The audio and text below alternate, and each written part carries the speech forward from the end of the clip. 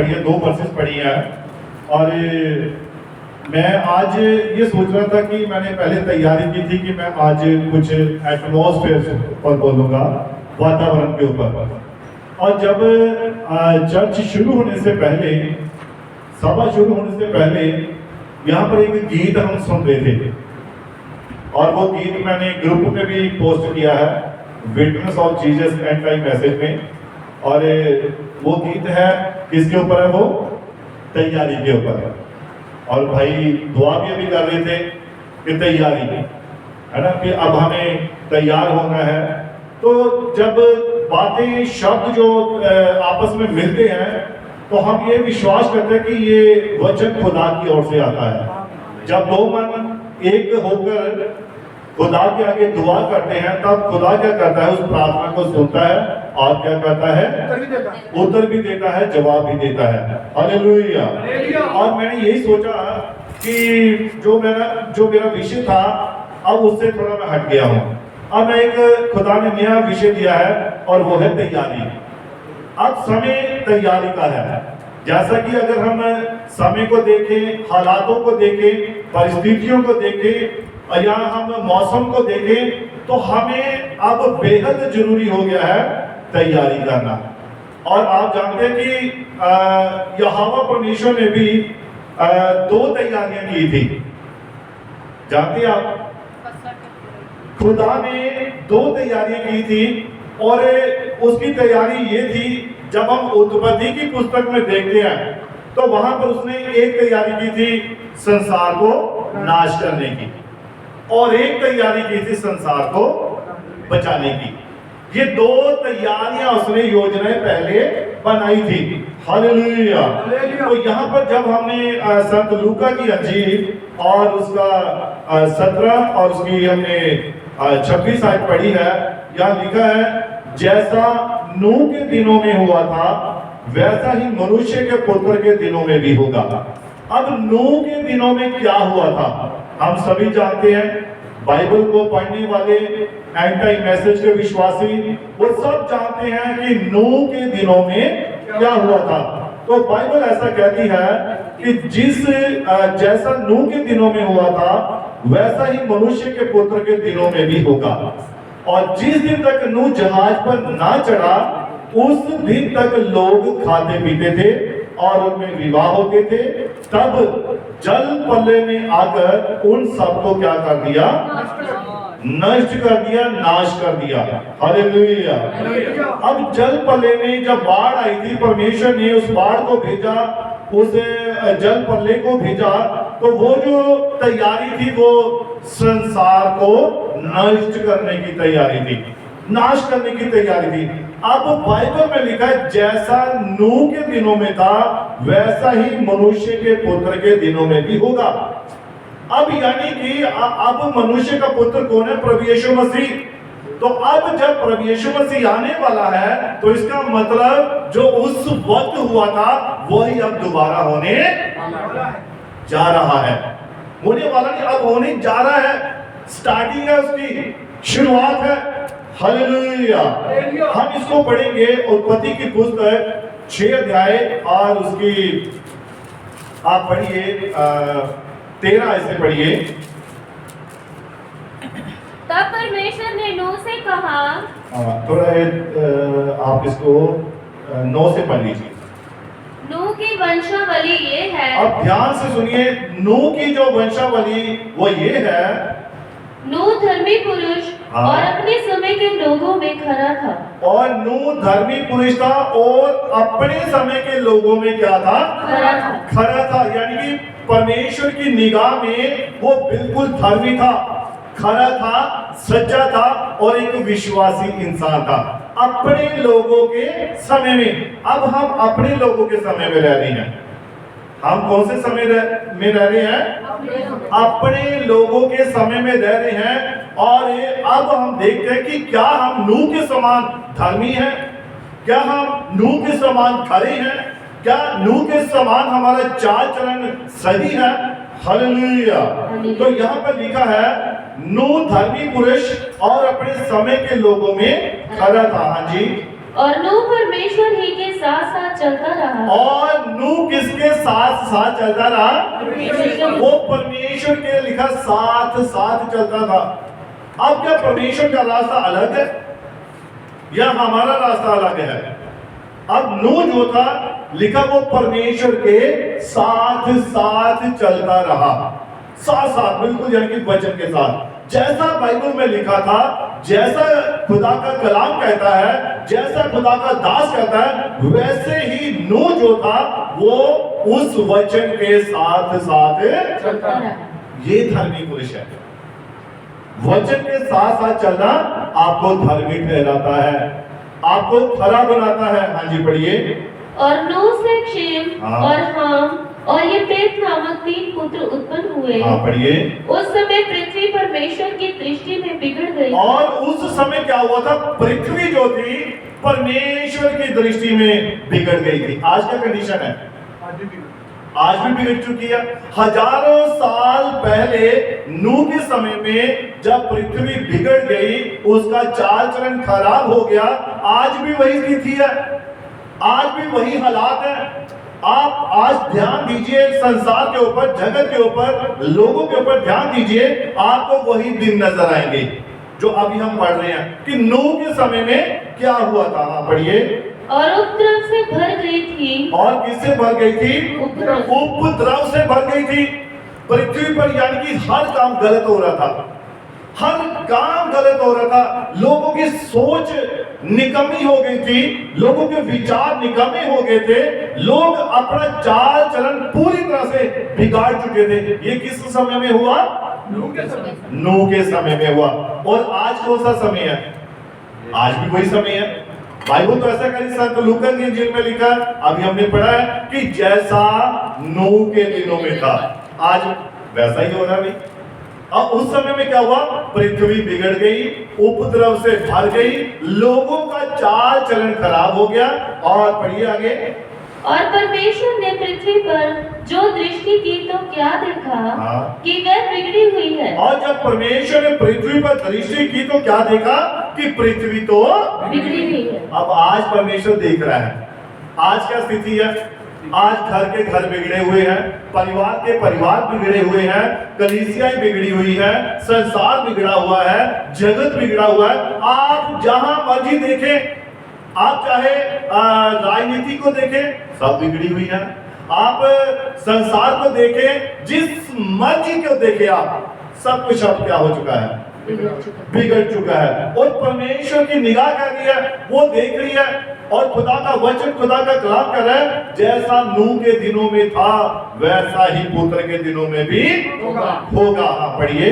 क्योंकि सब प्राणियों ने पृथ्वी पर अपना अपना चाल चलन बिगाड़ लिया था। क्योंकि सब प्राणियों ने पृथ्वी पर अपना चाल चलन बिगाड़ लिया था। अपना अपना चाल चलन, किसी का नहीं है ना, अपना अपना चाल चलन क्या कर लिया था? बिगाड़ लिया। यानी कि पूरी तरह से खुदा से अलग हो गए थे, वचन से अलग हो गए थे, और उन्होंने अपने चाल चलन को क्या कर दिया था?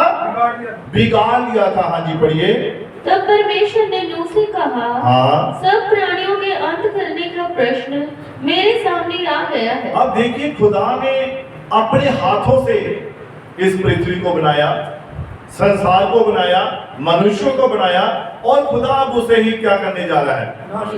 नाश करने जा रहा है। लेकिन नाश होने की एक स्थिति थी, एक हालात है, जब तक पृथ्वी या पृथ्वी पर रहने वाले लोग उस अंत तक नहीं पहुंच जाते, जब वो काम नहीं करते थे, तब तक खुदा उन्हें मारे नहीं सकता। लेकिन जब उन्होंने उस हद को पार कर दिया, तो खुदा की निगाह में क्या हो गए? दोषी हो गए। और लिखा है कि तब परमेश्वर ने नूह से कहा, सब प्राणियों के अंत करने का प्रश्न मेरे सामने आ गया। आज भी खुदा के आगे ये प्रश्न है कि अब पृथ्वी को नाश करूं या ना करूं। अब यहां पर हम थोड़ा रुकते हैं, नाश करने की बात जब आ रही है। खुदा कभी भी अपनी बनाई हुई सृष्टि को नाश नहीं करना चाहता है। वो तो किसी पापी के मरने में भी खुश नहीं है। खुदा नहीं चाहता कि कोई पापी का प्राण जो है वो नाश हो, प्रभु ऐसा कभी नहीं चाहता है। लेकिन जो उनके काम, उनकी बातें वो खुदा को ऐसा करने के लिए क्या करते हैं, मजबूर करते हैं। और यहाँ पर खुदा के सामने एक क्या है, क्वेश्चन मार्क। अब मैं इसको नाश करूंगा। और वहां पर भी एक क्वेश्चन मार्क था, आज भी खुदा के आगे क्वेश्चन मार्क आ चुका है। अब ये पृथ्वी नाश होने जा रही है, पृथ्वी के लोग नाश होने जा रहे हैं, लेकिन बचेगा कौन? जो नूह के समान धर्मी होगा, जिसका चाल चलन पूरी तरह से वचन के अनुसार होगा, खुदा सिर्फ उसे ही पहुंचेगा। ऐसा ही है, ऐसा ही है कि खुदा उसे पहुंचेगा जिसका चाल चलन किसके अनुसार है? वचन के अनुसार है, कलाम के अनुसार है। सबसे बड़ी बात क्या है वचन में? आप उत्पत्ति से लेकर अगर प्रकाशित वाक्य तक देखें तो आज्ञाकारी को सबसे ज्यादा महत्व दिया गया है। किसे महत्व दिया गया है? आज्ञाकारी को। और हमारे युग के नबी ने भी कहा है, आज्ञाकारी क्या लेकर आती है? वो जीवन लेकर आती है, बरकत लेकर आती है, आशीष को लेकर आती है, लेकिन अनाज्ञाकारी मौत को लेकर। अब ये कहने की बातें नहीं रह गई हैं, अब करने की बातें हैं। अब सिर्फ सुनकर छोड़ना नहीं है, अब वचन को जितना गंभीरता के साथ आप सुन सकते हैं, इसे उतनी गंभीरता के साथ सुनिए, उतनी ही गंभीरता के साथ ग्रहण भी कीजिए। अब वो समय चल रहा है, अब तैयारी का समय है। अब खुदा क्या करने जा रहा है? अब पृथ्वी का फिर से नाश करने जा रहा है। पतरस की पत्री में लिखा है कि पृथ्वी अपनी सब कारागरियों के समेत क्या हो जाएगी? जल बल जाएगी। जितने भी उसमें तत्व हैं, चाहे वो लोहा है, चाहे वो सिल्वर है, तांबा है, सोना है, कुछ भी है, सब कुछ जलकर राख होने वाला है। Hallelujah, hallelujah. हाँ, पढ़िए आगे। क्योंकि उनके कारण पृथ्वी उपद्रव से भर गई है। क्योंकि उनके कारण पृथ्वी किससे भर गई है? उपद्रव से भर गई है। किनके कारण? अब सवाल है कि क्या जानवरों के कारण या पक्षियों के कारण? मनुष्यों के कारण। क्योंकि मनुष्य ही एक ऐसा प्राणी है जिसके पास बुद्धि है, जिसके पास समझ है, और खुदा ने उसे ये समझ या बुद्धि इसलिए दी कि वो उसके वचन को माने और अनंत जीवन को प्राप्त करे। परंतु ऐसा नहीं हुआ। अब देखिए, गौर कीजिए, ध्यान दीजिए, उस समय में पहले जगत के संसार में सिर्फ कितने प्राणी बचे? 8 प्राणी बचे। जब जगत नाश हुआ, पहला संसार नाश हुआ, तो 8 प्राणी सिर्फ बचे थे, और वो भी जो खुदा की निगाह में धर्मी थे। हाँ, पढ़िए इसको और आगे। इसीलिए मैं उनको पृथ्वी समेत नष्ट कर डालूंगा। इसीलिए मैं उनको पृथ्वी समेत क्या कर डालूंगा? नष्ट कर डालूंगा। किनको? जिनका चाल चलन सही नहीं है, जो खुदा के वचन के साथ नहीं चलते हैं, जैसे नूह चलता रहा था। नूह खुदा के साथ साथ एकदम सटीक। अब देखिए, आमोस की किताब में लिखा है, जब 2 मन इकट्ठे हो तभी चल सकते हैं ना। अगर 2 मन इकट्ठे ना हो तो फिर कैसे चल सकते हैं? मेरे मन में कुछ और विचार हो, मेरे साथ वाले भाई के मन में कुछ और विचार हो, वो कभी चल नहीं सकते इकट्ठे। ऐसा हो ही नहीं सकता। अब इकट्ठे चलने का मतलब क्या है? एक मन, एक चित होना। अब देखिए, इमाउस नामक नगर में जब प्रभु यीशु मसीह मुर्दों में से जिंदा हो गया था, और वो जो 2 व्यक्ति इमाउस नगर को जा रहे थे, ध्यान से सुनिए मेरी बात को, समझना है। और वो जब जा रहे थे तो उनके साथ कौन चल रहा था? यीशु मसीह चल रहा। तो क्या उन्होंने यीशु मसीह को पहचाना? नहीं पहचाना। क्यों नहीं पहचान पाए? कारण क्या था? मन एक नहीं था, है ना। जब मन एक नहीं होता है तो मुझे आपकी कोई अच्छाई नजर नहीं आएगी, मुझे आपकी कोई भी अच्छी बात नजर नहीं आएगी। और जब मन एक होगा तो सब कुछ सही होगा। अब देखिए, उनके बीच में खास बात थी। पहले उनके बीच में गैप था। क्या था?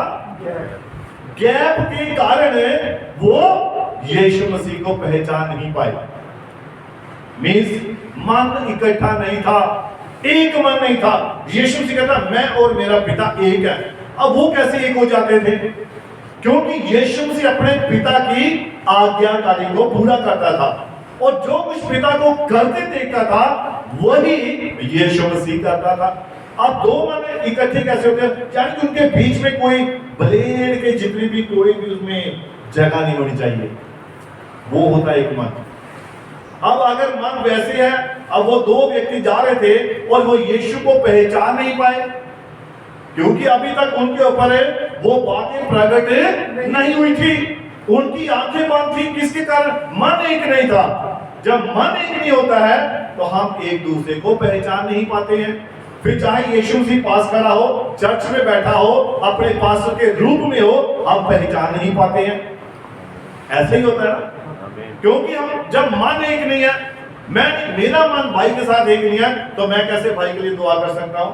मेरी दुआ कोई काम नहीं करेगी। बहन के लिए मैं दुआ नहीं कर सकता जब मन एक नहीं है।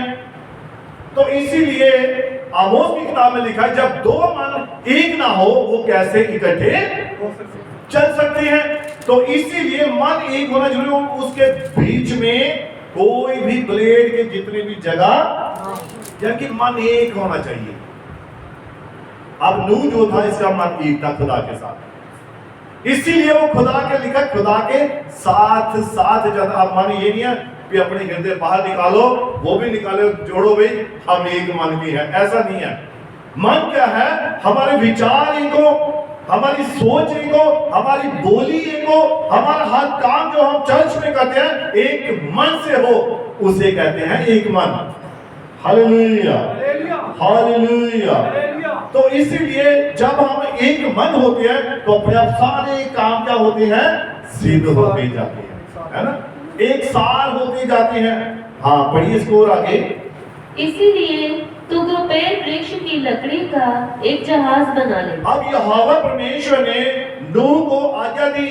अब ये तैयारी चल रही है, किसकी? ये बचाने की तैयारी। जहां जहां पर भी खुदा के लोग होंगे, उसके साथ साथ चलने वाले होंगे, उनकी इसी प्रकार से तैयारी चल रही होगी। अब गोपेर की लकड़ी सबसे कमजोर लकड़ी है ना, सबसे हल्की लकड़ी है। हम सबसे कमजोर व्यक्ति हैं। आप जानते हैं एक विश्वासी कमजोर होता है। हम खुद को ये गोपेर की लकड़ी के समान कह सकते हैं, पर खुदा क्या करता है? कमजोर को ही तगड़ा बनाता है। वो जो कुछ नहीं है उन्हें कुछ ना कुछ बनाकर इस्तेमाल करता है। ये खुदा की खासियत है। अब गोपेर की लकड़ी लिखा ये बिल्कुल हल्की थी, है ना। हाँ, पढ़िए। उसमें कोठरियां बनाना, और गोपेर की उसमें क्या करना? कोठरियां बनाना, और भीतर बाहर उस पर राल लगाना, और भीतर बाहर उस पर क्या लगाना? राल लगाना। और गोपेर की लकड़ी सबसे हल्की और कमजोर होती है। अब राल लगाना, राल क्या है? ये किसे बयान कर दिया? पवित्र आत्मा को, खुदा के वचन को। जब ये राल हमारे तरफ चारों तरफ लग जाती है, ये हमें मजबूत बना देती है। जिस प्रकार से इसने गोपेर की लकड़ी को क्या कर दिया? मजबूत कर दिया। और जितनी ये कमजोर थी, परंतु जब खुदा का वचन आया, आज्ञाकारी की, उतना ही मजबूती के साथ ये सामने आई थी। हालेलुया। हाँ, पढ़िए। इस ढंग से तो उसको बनाना। हाँ, जहाज की लंबाई 300 हाथ, चौड़ाई 50 हाथ और ऊंचाई 30 हाथ की हो। अब देखिए यहाँ पर परमेश्वर ने नूह नबी को एक जहाज बनाने के लिए कहा था, है ना, और एक लकड़ी का जहाज था ये। और नबी अपने संदेश में वो एक गवाही बता रहा है लकड़ी की, लठे की। और नबी कहता है कि एक बार एक व्यक्ति उसके पास आया और उसे बहुत भूख लगी थी। तो नबी ने उससे कहा कि तू कहां से आया? उसने बस यही कहा, मुझे भूख लगी है, कुछ खाने को दो। तो नबी ने उसे एक सैंडविच था या ऐसी कोई चीज थी, वो उसे खाने के लिए दे दी और वो व्यक्ति खाने लगा। तो नबी ने पूछा, तू कहां से आया है, तेरा नाम क्या? कुछ जवाब नहीं दे रहा है। और उसने सैंडविच खाया या बर्गर खाया और वो चला गया। तो नबी ने कहा कि ये ऐसे लोग हैं जिस प्रकार से नदी में बहने वाला एक लकड़ी का लठा होता है। अब इनका आप देखिए लकड़ी के लठे की कंडीशन क्या होती है जो नदी में बहता है। जब वो नदी में बहता है तो लिखा है जब वो 5, 7, 10 किलोमीटर बहता जाता है तो कहीं जाकर अटक जाता है और वही साल 6 महीने अटका रहता है। फिर उसके बाद फिर जब पानी का बहाव लगता है, फिर जब उसको धारा लगती है, वो फिर से आगे निकल जाता है, फिर 2-4 किलोमीटर 5 किलोमीटर आगे जाके फिर कहीं पास जाता है। तो ये एक ऐसे लोग होते हैं जो इस लकड़ी के लट्ठे के समान है, लेकिन कहां चल रहे हैं? ये नदी में, पानी में। लेकिन नबी कहता है इसी पानी में चलने वाली एक नाव होती है और उस नाव को वो कभी इस किनारे में नहीं लगती जाकर, इस किनारे में नहीं लगती जाकर, उसी लकड़ी के लट्ठे से ये नाव बनी होती है, लेकिन ये कभी किसी जगह में फंसती नहीं है। कारण कि इस नाव को चलाने वाला एक नाविक होता है, इसको चलाने वाला कोई ना कोई नाविक होता है, इसीलिए वो नाव कभी भी इधर उधर अटकती नहीं है। इसी प्रकार से एक विश्वासी है, एक खुदा के साथ साथ चलने वाला एक सच्चा विश्वासी है और उस सच्चे विश्वासी को चलाने वाला पवित्र आत्मा है और वो पवित्र आत्मा से कभी भी इधर उधर हिलोरे खाने नहीं देता है और वो हमेशा उसे वचन की सिधाई में लेकर जाता है। Hallelujah, hallelujah. तो इसी प्रकार से एक विश्वासी है, तो वहां नूह नबी को खुदा ने एक जहाज लकड़ी का बनाने के लिए कहा और उसमें उसने कहा कोठरियां बनाना, नीचे, बीच में और ऊपर, और सिर्फ ऊपर छत पर एक ही खिड़की हो ताकि खुदा बात कर सके। हालेलुया। साइडों में नहीं थी, वो छत में थी, यानी कि खुदा सीधा खुदा से बात हुआ की आप साइड में घर में दुआ में बैठे, आप दाएं देखे बेटा आ गया, अच्छा चाय रख दो, पानी रख दो, इधर ये है, अच्छा मेरी पत्नी ये कर दे वो कर दे, इधर उधर मत देखो, सीधा खुदा से जब दुआ में बैठे हैं उसी तरफ ध्यान हो ताकि खुदा हमसे क्या करे, बातें करे। हालेलुया। इसलिए खुदा ने उस किश्ती के छत में एक ही खिड़की रखी थी। हालेलुया। हाँ पढ़िए। जहाज में एक खिड़की बनाना, हाँ, और उसके एक हाथ ऊपर से इसकी छत बनाना। हाँ पढ़िए। और जहाज के एक और एक द्वार रखना। हाँ जी। और जहाज में पहला, दूसरा, तीसरा खंड बनाना। कितने खंड बनाए? 3 खंड बनाए, 3 जगह बनाई, है ना। उसने खुदा ने वहां पर अलग अलग प्रकार के जैसे जैसे जानवर थे, रेंगने वाले या चौपाए थे या फिर उड़ने वाले थे, खुदा ने उन सभी के लिए अलग अलग प्रबंध किया था, लेकिन सारे एक ही किश्ती में थे। किसी का स्वभाव जंगली, किसी का लड़ने वाला, किसी का झगड़ने वाला, कोई है ना, जानवर कैसे होते अलग अलग स्वभाव के, लेकिन सभी कहां थे? एक ही किश्ती के। पर उस वक्त उनके अंदर ऐसा स्वभाव नहीं था। क्यों? कारण पवित्र आत्मा वो खुदा के अधीन थे, पवित्र आत्मा के अधीन थे। हालेलुया। और जब हम एक चर्च जो है, जब पवित्र आत्मा के अधीन होता है, पवित्र आत्मा चला रहा होता है, हम पवित्र आत्मा के अधीन होते हैं, लेकिन उससे पहले काम हुआ था। पता है वो क्या हुआ था? सभी जानवरों ने आज्ञाकारी की थी, सभी लोगों ने आज्ञाकारी की थी। जो नूह का परिवार था उन्होंने आज्ञाकारी की, जैसा खुदा ने कहा वैसा ही उन्होंने किया। उसने कहा तो हुक्म देना जानवरों को, पक्षियों को, आ जाओ जहाज में जोड़ा जोड़ा करके। तो सभी ने आज्ञाकारी की और जोड़ा जोड़ा करके। अगर आनाकानी करते तो बचते वो, कभी ना बचते। आज्ञाकारी क्या लेकर आती है? जीवन लेकर आती है। ये तैयारी चल रही थी खुदा की बचाने की। अब उसे पता था कि मैंने अपने लोगों को बचाना है, तो उनके लिए मैंने प्रबंध भी करना है। तो उसने जहाज बनाना शुरू किया था। हाँ पढ़िए।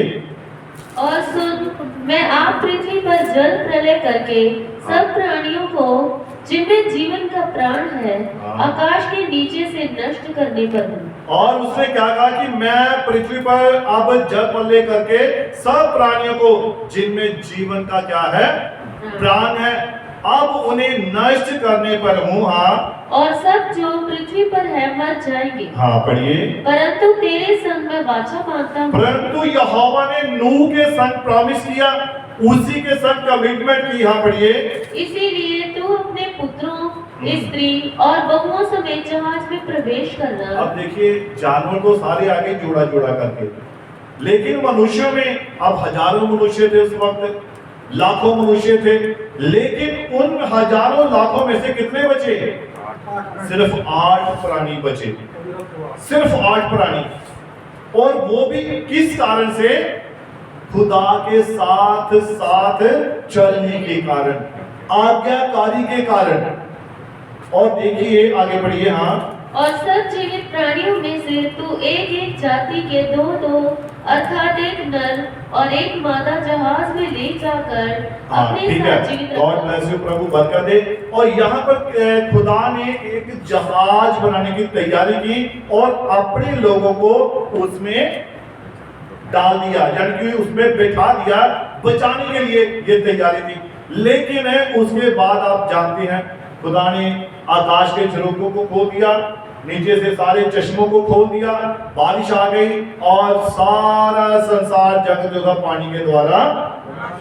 अब दूसरी तरफ खुदा ने तैयारी नाश की भी की थी। उसने क्या किया?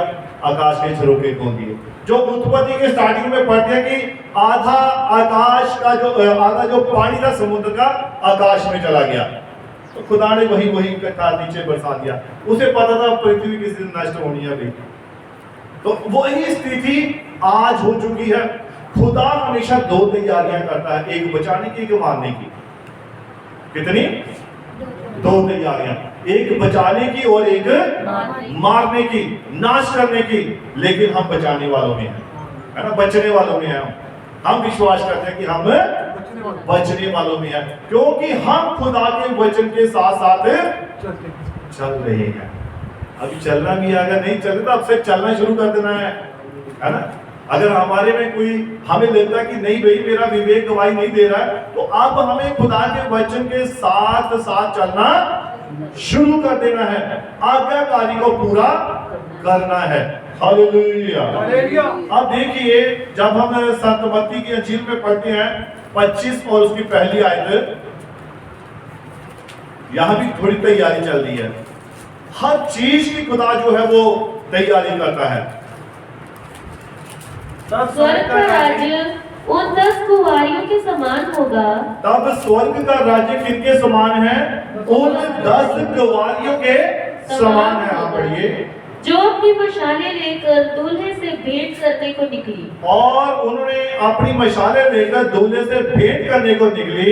उनमें 5 मूर्ख और 5 समझदार थी। कितनी? 5 मूर्ख और 5 समझदार थी। हाँ पढ़िए।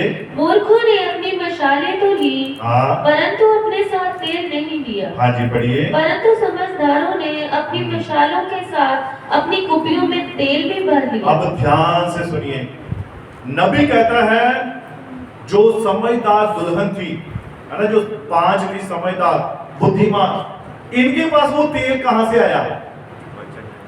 कहां से आया ये तेल? एक तो आज्ञाकारी, दूसरा नबी कहता है ये तेल जो नबी के संदेश है ना, ये वो तेल है, ये एक्स्ट्रा तेल है जो नबी के संदेश है, जिन्हें आज हम पढ़ना भूल चुके हैं। आज बहुत सारे लोग नबी के संदेशों को पढ़ना भूल चुके हैं, पढ़ नहीं रहे हैं और एक्स्ट्रा तेल नहीं ले रहे हैं, तैयारी नहीं कर रहे हैं। ऐसा ही हो रहा है। आज हम वचन को पढ़ना भूल चुके हैं, संदेशों को। बाइबल पढ़ते हैं, लेकिन ये जो तेल है ये जल रहा है, इसने आपको जला रहा है, तैयार कर रहा है, लेकिन एक्स्ट्रा तेल जो आपको अति जरूरी है, नबी के संदेश हैं। हमारे अंत समय का, एंड टाइम मैसेज का संदेश है ये। इसी पढ़ना अति जरूरी है। ऐसा ना हो कि हम उतने तेल पर बैठे रहे। कोई बात नहीं, चर्च तो जा रहे हैं, खाना खिला रहे हैं, दुआ कर रहे हैं, उपवास रख रहे हैं, तो यही बहुत है, ऐसा नहीं है। इसके अलावा भी हमारे पास एक्स्ट्रा तेल होना चाहिए। हाँ पढ़िए। जब दूल्हे के आने में देर हुई, और जब दूल्हे के आने में देर हुई, तो वे सब ऊँघने लगी। और वह सब क्या करने लगी? ऊँघने लगी। अब कौन सा समय चल रहा है?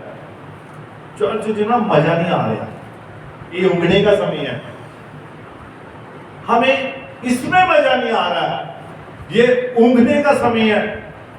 जब जब देर हुई दूल्हे के आने में, आप गीत सुनना ये वाला, ऐ दुल्हन अब हो तैयार, हो चुकी देर, हो चुकी अब आधी रात। अब बाहर क्या है, रात होने वाली है ना? तो इसीलिए फिर दुल्हन को अपनी तैयारी करनी है। ऐसा ना हो कि हम आराम से बैठे रहे। तो लिखा है कि हाँ पढ़िए इसको थोड़ा। और सो गई, हाँ आधी रात को धूम मची, हाँ देखो दूल्हा आ रहा है। नहीं, अब देखिए आधी रात को नहीं 5, जब दूल्हे के आने में देर हुई, और जब दूल्हे के आने में देर हुई तो वे सब ऊँघने तो लगे वह सब ऊँघने लगी और सो गई। सो गई। ये ऊँघने वाला समय चल रहा है भाई, है ना? सुस्ती का समय चल रहा है। सभी तरफ जहां देखो, जेडी मर्जी चर्च देखो, ए पंगा ओ पंगा, ये है वो है, जहां मर्जी घर देखो, ये है वो है, हर कहीं पर ऐसा कोई ना कोई प्रॉब्लम चल रही है। अब उन चीजों की ओर ध्यान देने की जरूरत नहीं है, ये चलता रहेगा जब तक आप संसार में हैं। आपने वो कंचा देखा कभी? कंचा जो बच्चे खेलते हैं, शीशा लगा लो, है ना, मार्बल। जब वो पानी में होता है तो पानी के अंदर जब होता है, पानी के अंदर होता है, लेकिन जब निकलता है उसके अंदर पानी लगा होता है, बिल्कुल सूखा निकलता है ना? शीशा आप कभी देखना, कभी कंचे को आप पानी में डालना और वो जब निकालेंगे तो बिल्कुल एकदम उसके ऊपर क्लियरिटी होगी, कोई पानी नहीं लगा, सूखा निकलेगा बाहर। तो इसी प्रकार से आपका जीवन होना चाहिए। दुनियादारी में, संसार में, जगत में कष्ट है, परेशानियां हैं, चिंताएं हैं, बोझ है, लेकिन हमारा जीवन इस कंचे के समान होना चाहिए। हम अपनी चिंताओं को लेकर, परेशानियों को लेकर कहीं अपने रैप्चर से हम वंचित न रह जाए। Hallelujah, hallelujah. हाँ पढ़िए इसको आगे। आधी रात को धूम मची, और आधी रात को धूम मची, देखो दूल्हा आ रहा है, और देखो दूल्हा आ रहा है, उससे भेंट करने के लिए चलो। और आधी रात को फिर धूम मची। अब जो मशाले थी, जो मूर्ख थी, जो सोचती थी कोई बात नहीं, सो लो, सवेरे चल जाएंगे चर्च, संडे को कर लेंगे पूरी कसर, है ना? कुछ दुल्हनें ऐसी होती हैं, वो सोचती भी संडे को जाएंगे भाई, कोई एक्स्ट्रा तेल लेने की जरूरत नहीं है, वीरवार का एक्स्ट्रा तेल है भाई, कौन सा है एक्स्ट्रा तेल है, ये ले लो, है ना? मैं विटनेस ऑफ जीसस चर्च के सभी मेंबर्स को कहता हूँ, इस तेल को जरूर लीजिए, खुदा के साथ समय को बिताइए, चर्च के साथ चलिए, आज्ञाकारी में रहिए, तो आपका रैप्चर निश्चय ही तैयार है। Hallelujah, hallelujah. हाँ पढ़िए। तब वे सब कुमारियां उठकर अपनी मशालें ठीक करने लगी। और जब आधी रात को धूम मची, तब सब कुमारियां उठकर अपनी मशालें ठीक करने लगी। आप देखिए, जब समय पता लग जाएगा ना, मान लीजिए अभी पता लग जाएगा रैप्चर होने वाला है, तो नबी कहता है कि जब नबी के समय में उन्होंने कहा कि एरिज़ोना में वहां से रैप्चर होगा, तो लोगों ने अपने घर बार बेचकर एरिज़ोना में जाना शुरू कर दिया। तो नबी से सवाल भी किए गए कि क्या हमें एरिज़ोना में आना चाहिए? तो नबी ने कहा भी मैं आपको आने के लिए कहता हूं, लेकिन ये आपका विश्वास है, ये आपकी इच्छा है, ये आपकी मर्जी है कि अगर आप जाना चाहते हो, क्योंकि जहां से खुदा का भोजन मिल रहा होता है वहीं से ही क्या हो सकता है? रैप्चर हो सकता है। नबी के कहने का ये मतलब था। लेकिन रैप्चर तो आप कहीं भी होगे, कोने में, वहां से भी होगा अगर आप चुने हुए होंगे तो। अगर आप खुदा के साथ साथ चल रहे होंगे तो लिखा कि जब वो समय आए तो अपने सिरों को ऊपर की ओर उठाना, तुम्हारा छुटकारा नजदीक है। Hallelujah, hallelujah. अब देखिए, जब तब वे सब कुंवारियां उठकर अपनी मिसालें ठीक करने लगी, और मूर्खों ने समझदारों से कहा, अपने तेल में से कुछ हमें भी दो। अच्छा, उधर की चर्च 50 है, सब सुना दो, सब दस्यो भला किन्ने किन्ने गीत गाया सी, किन्ने किन्ने दुआ कीती सी, सानू दस दियो, पता लग जाए। जो तो यीशु मसीह ने पूछा कि ਅਸੀਂ ਦੱਸ ਦੇ ਸਕਾਂਗੇ। अरे नहीं नहीं, अब जहां से आपको पता लगना वहीं जाओ। ये रैप्चर के समय की बातें हैं, है ना। ऐसा नहीं होगा, ये तो मैं आपको उदाहरण के तौर पर बता रहा हूं, लेकिन ये एक उदाहरण है, ऐसा हो सकता है। हालेलुया। फिर तब हम पूछेंगे कि क्या सुनाया था, क्या हुआ था, हमें भी बताओ, हमें भी समझाओ, हमें भी तेल चाहिए, कहां से आपने लिया था? अरे हमने तो संदेशों में से तेल लिया भाई, ये जो एक्स्ट्रा तेल था, नबी के मैसेज पढ़े, वहां से हमें ये तेल मिला, और ये तेल पवित्र आत्मा है। हालेलुया। हाँ पढ़िए। क्योंकि हमारी मशालें बुझी जा रही हैं, क्योंकि हमारी मशालें जो है बुझी जा रही हैं, परंतु समझदारों ने उत्तर दिया, कदाचित ये हमारे और तुम्हारे लिए पूरा ना हो। अब ये कदाचित हमारे और तुम्हारे लिए पूरा ना हो। भला तो ये है हाँ। कि तुम बेचने वालों के पास जाकर अपने लिए मोल ले लो। अब भली बात तो ये है कि तुम बेचने वालों के पास जाओ, वहां से लो तेल, है ना। आप वहां जाइए, ऐसा हो कि हम आपको आधा तेल दे दें और जब तक दूल्हा आए हमारा भी तेल खत्म हो जाए। तो इसीलिए हमने जो अपनी दुआ की है, अपनी प्रार्थना की है, हमने खुदा के आगे आंसू बहाए हैं, ये हमारे लिए ही बहुत है। हालेलुया। जो दुआएं हमने की है ये सब हमारे लिए हैं। अब आप अपनी दुआएं करो, तो वो समय नहीं, अब रैप्चर का समय नजदीक है। उस वक्त ऐसा कोई टाइम नहीं मिलेगा, फिर आप जितने मर्जी घुटनों के बल होइए, जितने मर्जी पश्चाताप कीजिए, जितना मर्जी रोइए, जितना मर्जी गिड़गिड़ाइए, उस वक्त कोई फायदा नहीं। जितना मर्जी दरवाजा खड़खड़ाइए, ऐ यीशु मसीह खोल दे, दरवाजे को खोल दे। उस वक्त यीशु कहा, हे बुरियारो मैं तुम्हें नहीं जानता, तुम कौन हो भाई? जब मैंने आज्ञा दी थी, जब मैंने तुमसे कहा था कि तैयारी करो, तैयारी करो, तैयारी करो, तो में से किसी ने उस पर कान नहीं लगाया। अब समय जो था वो तैयारी का खत्म हो चुका था, अब दूल्हा आ चुका था। हाँ पढ़िए। जब वे मोल लेने को जा रही थी, और जब वे मोल लेने को जा रही थी, तो दूल्हा आ पहुंचा। तो दूल्हा आ पहुंचा। यीशु मसीह आ गया, फिर क्या हुआ? और जो तैयार थी हाँ। वे उसके साथ विवाह के घर में चली गई। और जो तैयार थी वो उसके साथ विवाह वाले घर में चली गई, एंटर कर गई वो। अब जो लेने गई थी, अब वो कहां ढूंढ रही है, कभी उधर कभी उधर, कभी फलानी चर्च में, कभी फलानी चर्च में, कभी फलाना पास्टर, कभी फलाना पास्टर, कभी कहीं पर कहीं कहीं पर। जब नहीं मिला तो फिर वापस कहीं से लेकर आ गई, कहां से ढूंढा कर थोड़ा बहुत, तब आकर क्या कह दिया? हाँ जी पढ़िए। और द्वार बंद किया गया। हाँ। इसके बाद में दूसरी कुंवारियां भी आकर कहने लगी। और इसके बाद जब पहली जो बुद्धिमान थी वो अंदर चली गई और दरवाजा क्या हो गया? बंद हो गया। उसके बाद वो 5 जो मूर्ख थी वो भी आ गई। फिर क्या हुआ? हाँ जी। और आकर कहने लगी, हे स्वामी हमारे लिए द्वार खोल दे। अब वो क्या कह रहे? हे स्वामी हमारे लिए क्या करे? द्वार खोल दे। पर अंदर से क्या आवाज आई? उसने उत्तर दिया, मैं तुमसे सच कहता हूँ, मैं तुम्हें नहीं जानता। इसीलिए जागते रहो, क्योंकि तुम ना उस दिन को जानते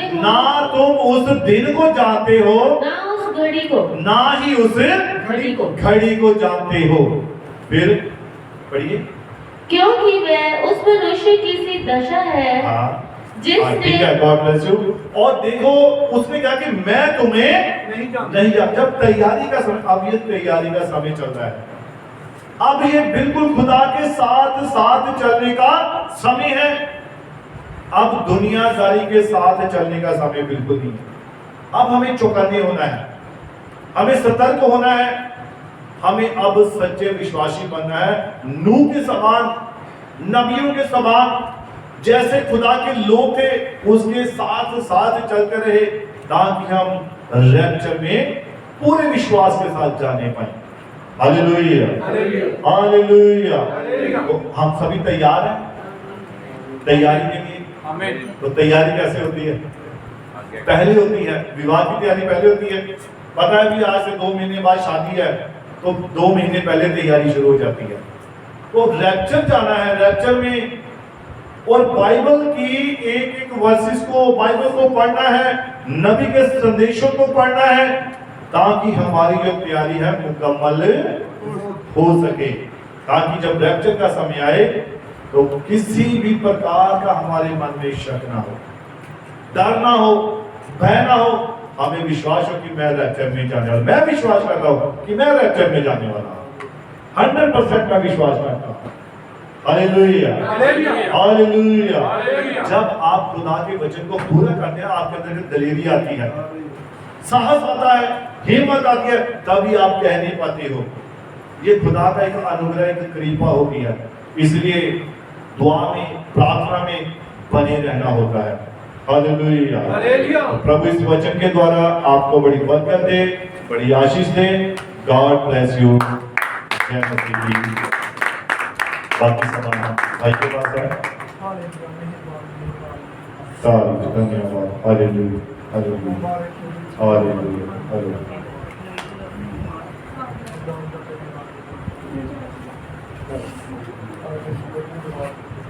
प्रभु यीशु मसीह का धन्यवाद करते हैं।